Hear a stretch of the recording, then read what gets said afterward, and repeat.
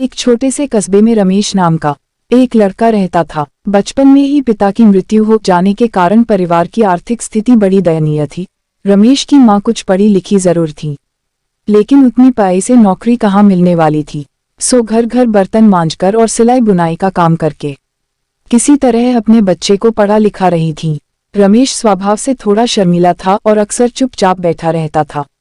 एक दिन जब वो स्कूल से लौटा तो उसके हाथ में एक लिफाफा था। उसने माँ को लिफाफा पकड़ाते हुए कहा, माँ, मास्टर साहब ने तुम्हारे लिए ये चिट्ठी भेजी है, जरा देखो तो इसमें क्या लिखा है। माँ ने मन ही मन चिट्ठी पढ़ी और मुस्कुराकर बोली, बेटा, इसमें लिखा है कि आपका बेटा काफी होशियार है, इस स्कूल के बाकी बच्चों की तुलना में इसका दिमाग बहुत तेज है और हमारे पास इसे पढ़ाने लायक शिक्षक नहीं है, इसलिए कल से आप इसे किसी और स्कूल में भेजें। उद्धरण चिन्ह। यह बात सुनकर रमेश को स्कूल न जा सकने का डक तो हुआ, पर साथ ही उसका मन आत्मविश्वास से भर गया कि वो कुछ खास है और उसकी बुद्धि तीव्र है। माँ ने उसका दाखिला एक अन्य स्कूल में करा दिया।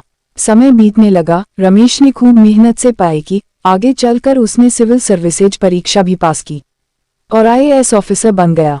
रमेश की माँ अब बूढ़ी हो चुकी थी और कई दिनों से बीमार भी चल रही थी और एक दिन अचानक उनकी मृत्यु हो गई। रमेश के लिए यह बहुत बड़ा आघात था। वह बिलख बिलख कर रो पड़ा। उसे समझ नहीं आ रहा था कि अब अपनी माँ के बिना वो कैसे जिएगा।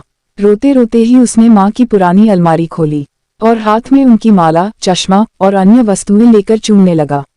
उस अलमारी में रमेश के पुराने खिलौने और बचपन के कपड़े तक संभाल कर रखे हुए थे। रमेश एक एक कर सारी चीजें निकालने लगा और तभी उसकी नजर एक पुरानी चिट्ठी पर पड़ी। दरअसल ये वही चिट्ठी थी जो मास्टर साहब ने उसे 18 साल पहले दी थी।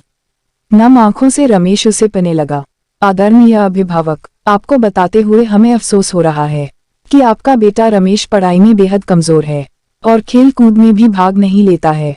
जान पड़ता है कि उम्र के हिसाब से समीर की बुद्धि विकसित नहीं हो पाई है, अतः हम इसे अपने विद्यालय में पढ़ाने में असमर्थ हैं।